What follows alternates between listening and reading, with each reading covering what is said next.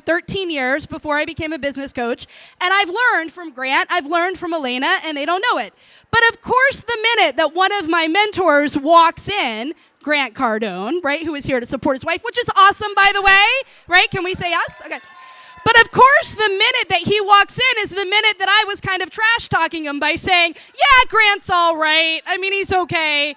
You know, he's got a business or two, some money, right? But we have his wife, right? That's the minute he walked in, guys. So that's wonderful, right? But no, both of these people have been mentors in my life without them knowing it. And that's what I mean. You don't have to know them in order to learn from them. You just have to listen and absorb their videos and their teachings. And that's what I want you to do today, okay? So let me tell you all about Elena Cardone. She started her career in Hollywood. I mean, you can see we look just alike, so she started her career in Hollywood, and she became a successful actress and model, TV, film fame, a lifelong competitive sport shooter, and now author, businesswoman, empire builder, and visionary. Elena currently hosts the G&E Show with her husband, Grant Cardone, who is wonderful and amazing, by the way. And Grant is a best-selling author, entrepreneur, and real estate investor. And like I said, as a former previous, real estate attorney, I really admire that. But together, they have created a real estate portfolio of almost $1 billion. That's pretty impressive.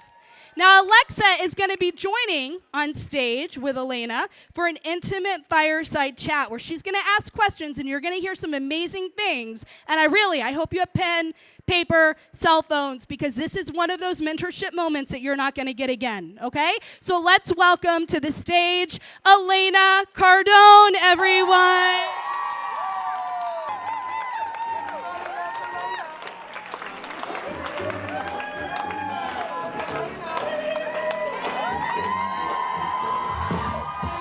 Let's stand up. Woo!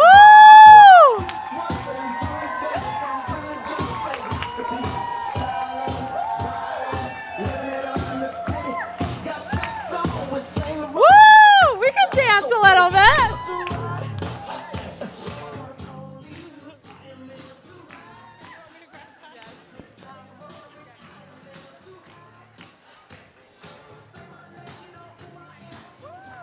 Woo!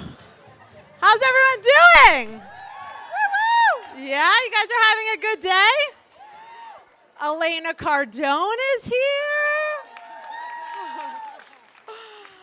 So I am so honored to be sitting next to you right now. It was on my bucket list of the top people I would like to speak at the Women in Power Expo. So I just have to say, you and your team have been extraordinary.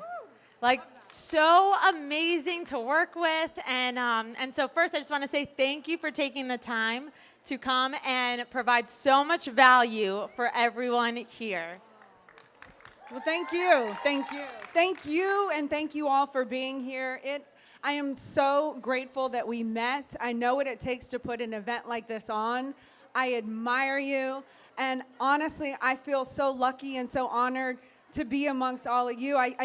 You have no idea how much I crave being around women. This is just amazing. I'm so happy right now. Thank you.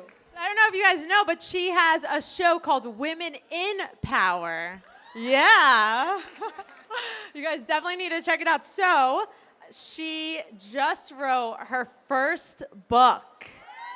Yes. Build an Empire, How to Have It All. And I mean, that was the perfect title. Yes, definitely. So I am going to ask you a few questions. We'll make it conversational style, and then we'll open the floor to a few questions. Sounds good? Does that sound good? Got to keep the energy alive. Okay, so Elena, how do you manage it all, being a woman, a wife, a mom, and now an author? Well, first off, hats off to all the ladies out there, because it is not easy being a woman. And I think we all do a pretty damn good job of it. How do I manage it all? I don't really. I just do my life, So I figure out what needs to be done, and that's what I focus my attention on at that moment. I outsource a lot of activities. The bigger that we've gotten and the more that we have expanded, the less I can do all by myself. So when I was willing to let go of being the hero that had to do everything because I thought no one could do it as good as me, I can actually get more done and spend more quality time with my children, the more I was actually able to delegate and let other people do things for me. But sometimes that is hard to let go of that, I don't know if you want to call it control or just that guilt maybe we feel that we have to do it all, or maybe not wanting to ask or whatever. But the more that I'm doing, it's because the more I have a team around me. It's a team effort that backs me, and we back each other in order to accomplish more and to expand and grow. I think that's so important because I think a lot of people just starting out, raise your hand if you're just starting out in business. Okay, how many of you 3 years in business? Okay, I think delegation is the hardest thing because it's like our baby. Yeah, and also, especially when you're just starting out, the solopreneurs, they want to do everything. They want to do the sales, they want to do the accounting, they want to do the follow-up, then they have to do mom, then they have to do wife, and then you have to do grocery shopping. I mean, it's just not even comprehensible. Like, and you think you want to do that in order to save money for your business, but what you don't realize is that when you're doing everything, you're actually not expanding. You're not growing. Like, at some point, you're just going to have to invest in people, because people, when you really have the right team and the right people, they don't cost you money. People actually build and help you grow your empire. So at some point, if you want to expand, you just have to, that's part of an empire. An empire is not one person.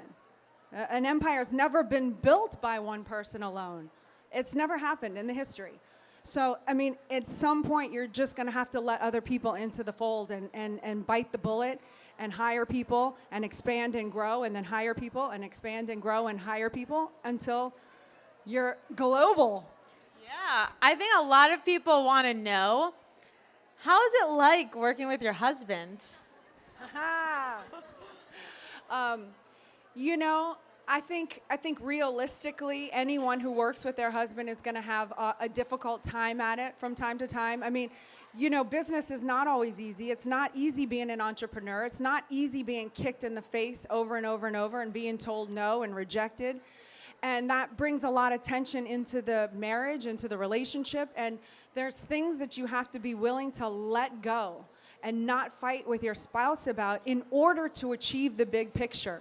So when you have your goals and your purpose is big enough, you can let those little things slide. But the most important thing to realize, if you are going to go into business with your partner, or even in life, you have to delegate who does what. You have to get real and honest. I mean, you don't have to. This is just, there's probably many ways that you can go about doing this. This is just what I've learned has really accelerated our success exponentially in a very short amount of time. We didn't always start off like this.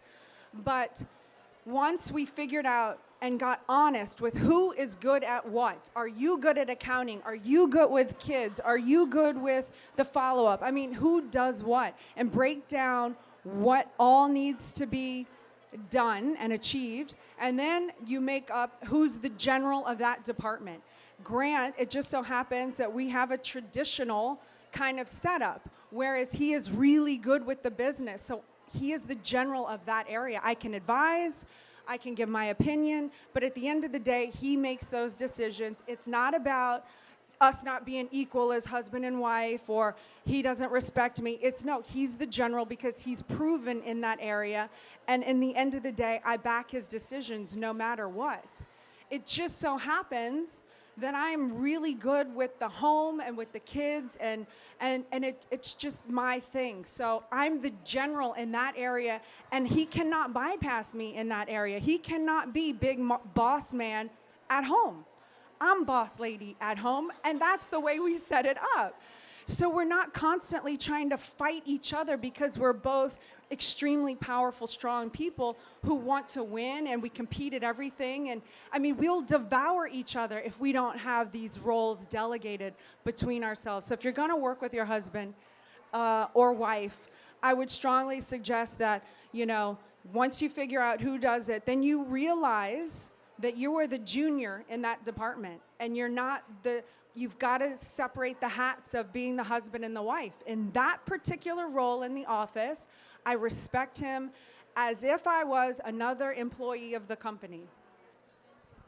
I think that has to do with even if you're not in business together, but like having that support. But it comes off where you are confident in who you are. And I think that has a lot to do, because if you are insecure in one sense, you are going to not be able to be fully there for your partner. So what helps you build your confidence?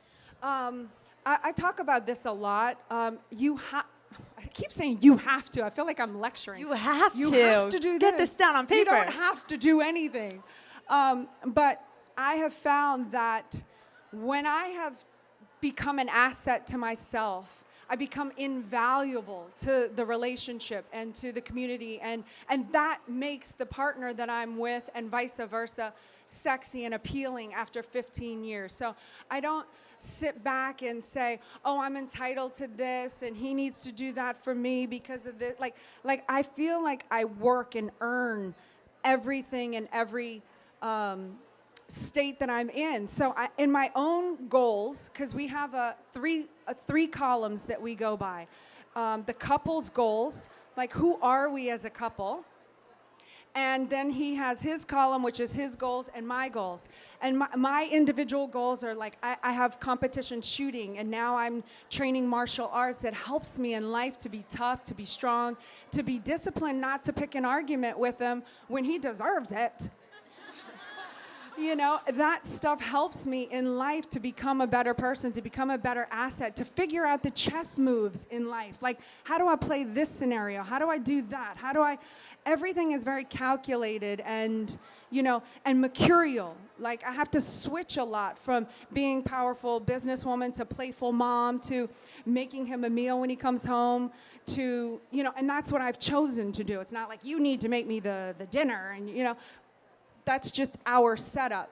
So how I do that is just by all the columns in my column.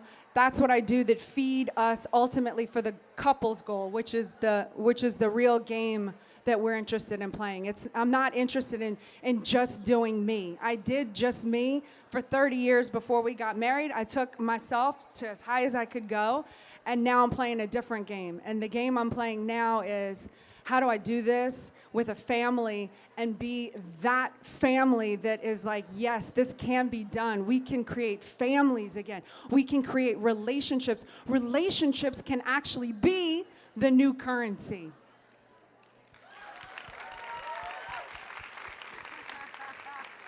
I love that, because as a single woman,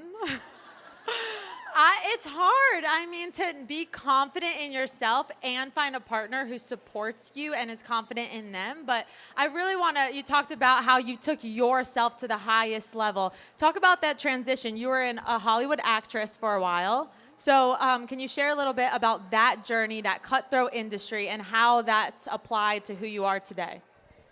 That industry is very cutthroat. It's extremely tough. You have to deal with a lot of rejection and politics. I mean, not politics, but you understand politics, industry politics. And that doesn't really change much, I've learned, now that I stepped into understanding the entrepreneurial world and how business heads operate. It's brutal. It's really brutal sometimes. It can be. And how I just made that transition, or how that helped me, is they just seem very similar. You know, I've had to have a thick skin. I've had to be tough. I've had to survive in Los Angeles at 17 until we left, kind of by myself. And you know, and I feel like everything that I've learned from that background has helped me become and be the strong woman that I need, that he needs me to be, that I need me to be, that my kids need me to be, my community need me to be. So nothing has ever really kind of held me back. I've used everything to my advantage. And we see that. So I saw one of your Instagram posts from a past keynote where you said it's not about the money. If all the money was removed, you know, and you got really emotional. What brought on that emotion? Like, what's that underlying, like, why? Like, what means something, you know, what, yeah, let's get deep.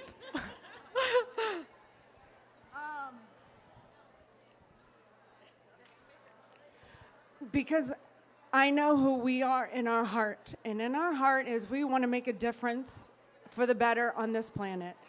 And I know that we live in an economic planet, and it pains me to see people that have the potential to achieve greatness, but because you have been misinformed about or miseducated about money, or because, and I don't want to get into my conspiracy theories, but because people at the top have systems in place to keep people where they are.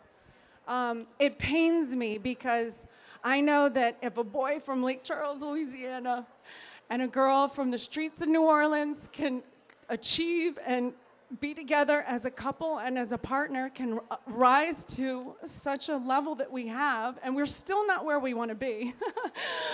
But I know that if we can do it, everyone just like us can do it. And I am very passionate about making an impact and leaving a legacy and trying to accomplish as much as I can with this little lifetime that I have. Well, you are.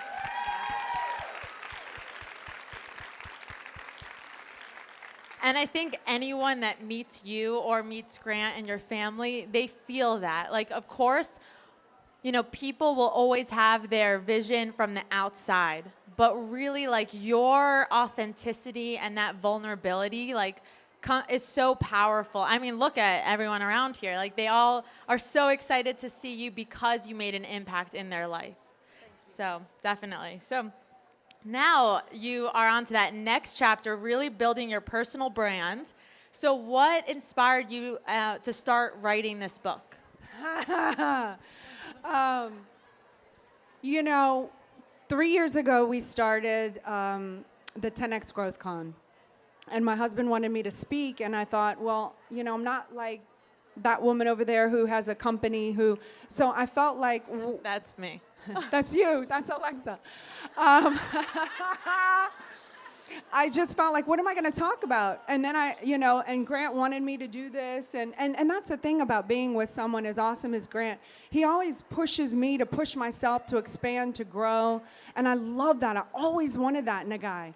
And so he says, you're going to speak at the 10X Growth Con. And I thought, well, the only thing I know how to speak about is what I do kind of behind the scenes that no one really knows what it is I do.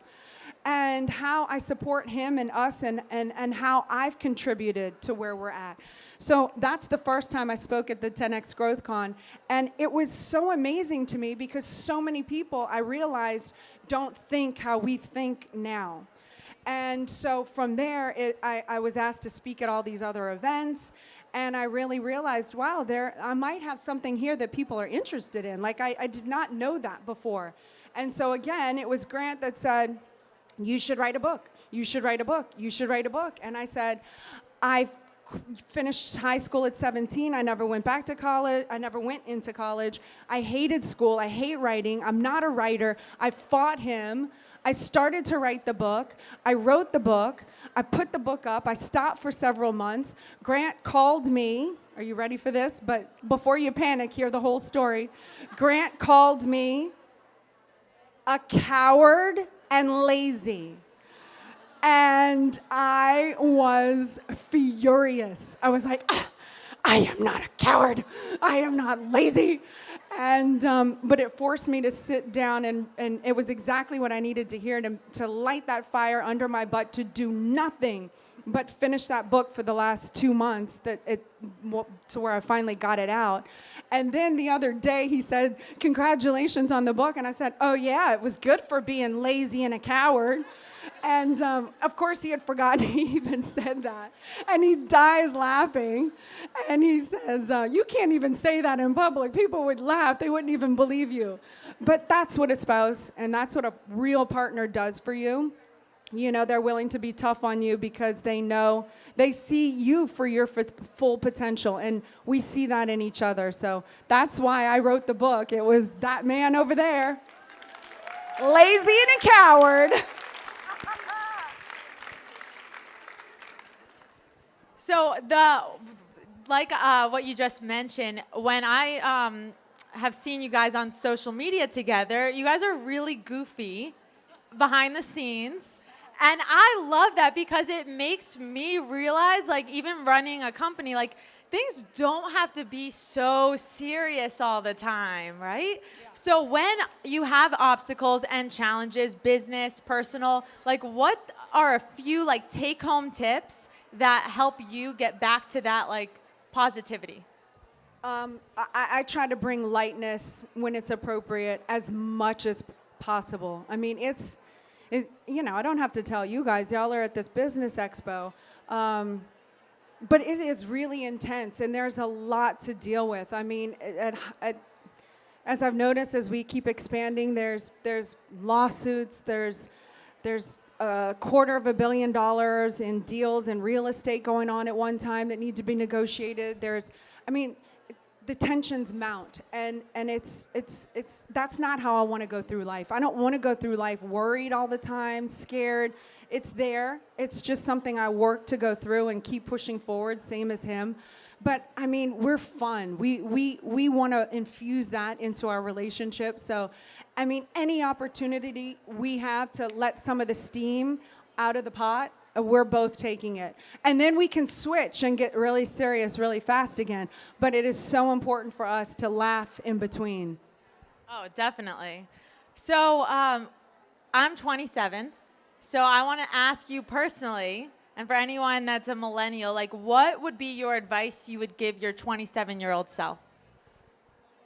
27. I would have given myself this advice, which I did not know.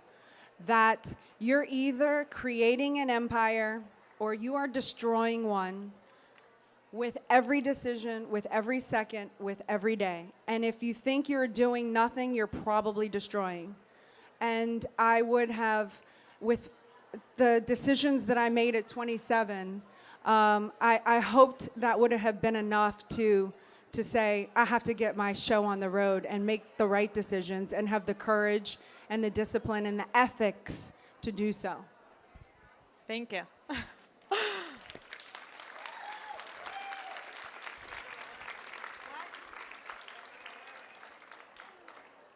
All right, so we have time for one last question, and then we're gonna do a book signing over there. So, and maybe we'll take one question from the audience. We'll have quick time, but really quick, last question from me. We're here at the Women in Power Expo. Our mission is to equip people, women, with the tools and knowledge to create their dreams, to turn ideas into reality. So what is one thing that they can do today to turn that idea that they've had in their heart into reality? There has to be some sort of an action taken. There has to be some sort of action taken in the physical universe. I don't know what your business is, but it would require something. You have to take an action. The more actions you can take toward that, the more you're going to have that. And the second thing I would say is, this might be a little off, but when you want to achieve something, or the relationship or the business,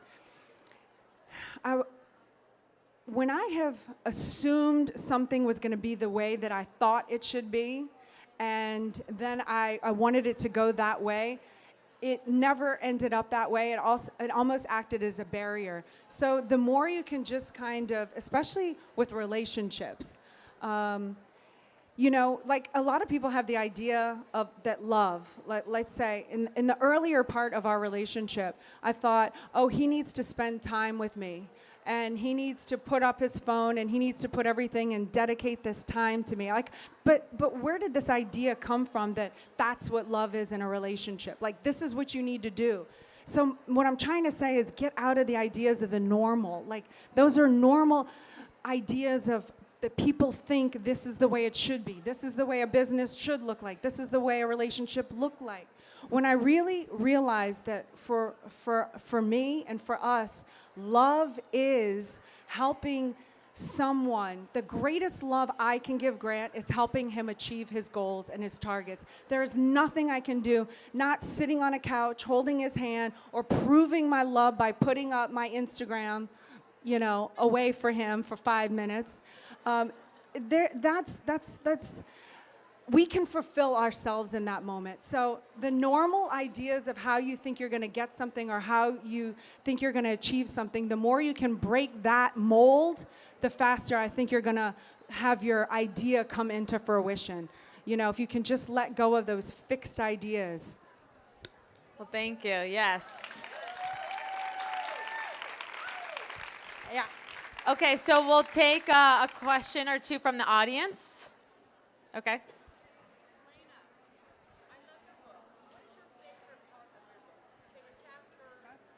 She asked favorite part, chapter of her new book. You know, I think the favorite part of my chapter is I wrote a chapter called Be a Gold Digger.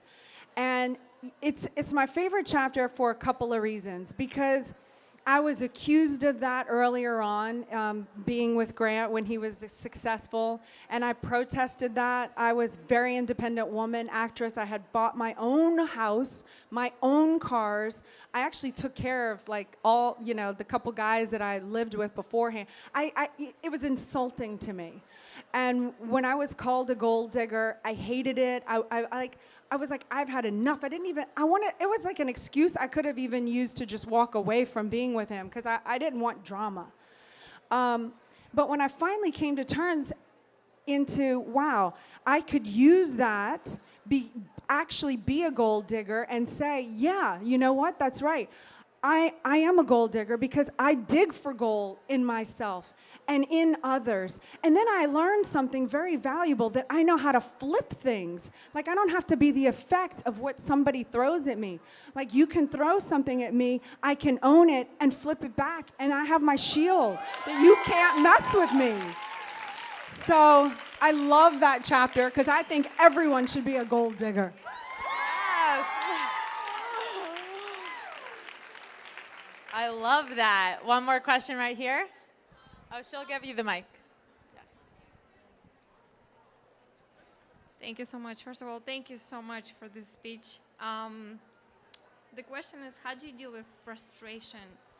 Because like you said, there is a lot of frustration in business, especially with husband, and sometimes things probably don't go the way you want them to go. A lot of what are your like first, actions?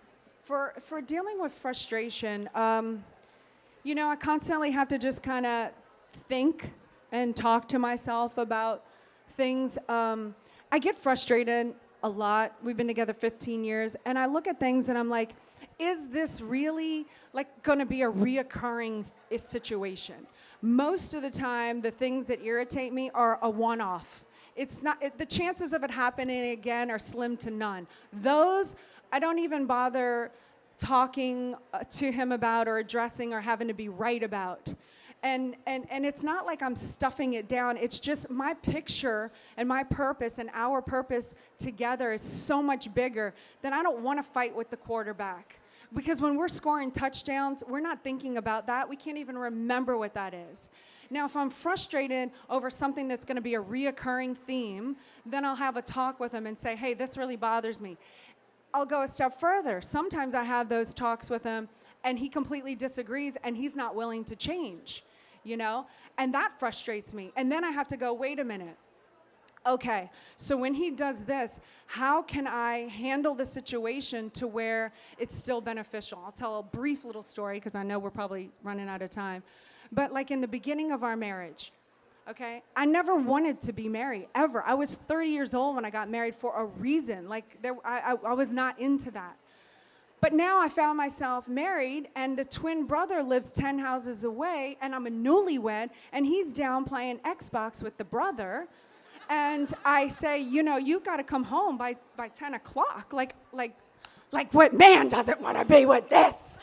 I mean, come on. I mean, it was like a head trip. And he didn't listen to me. So I was like, I'm going to go to the brother. So I went to the brother, and I was like, dude, help your sister out.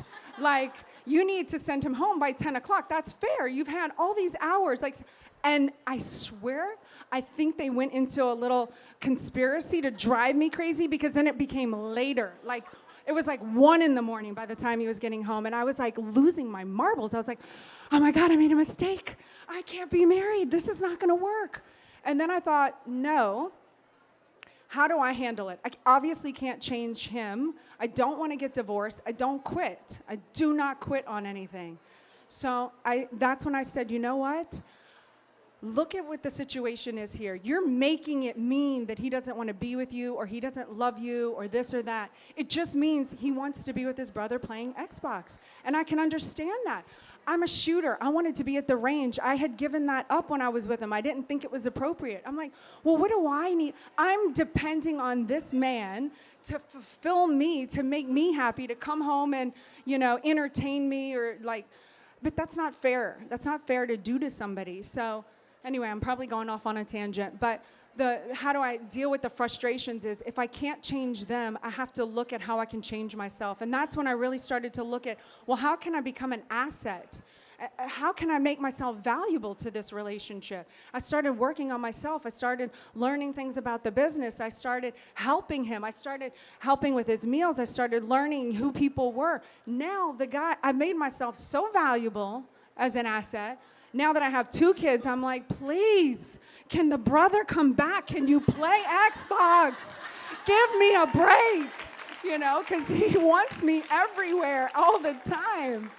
You know, so that's the thing. Like, I either try to handle them or handle myself with the situation.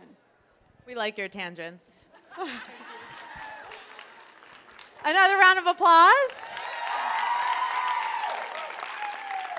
So right over there, you can purchase a copy of Elena's new book and get it signed and meet her. And I just want to say thank you so much for taking the time to speak to everyone and being part of the Women in Power Expo. Thank you so much for having me. You girls are amazing. Thank you. Fabulous women. Thank you.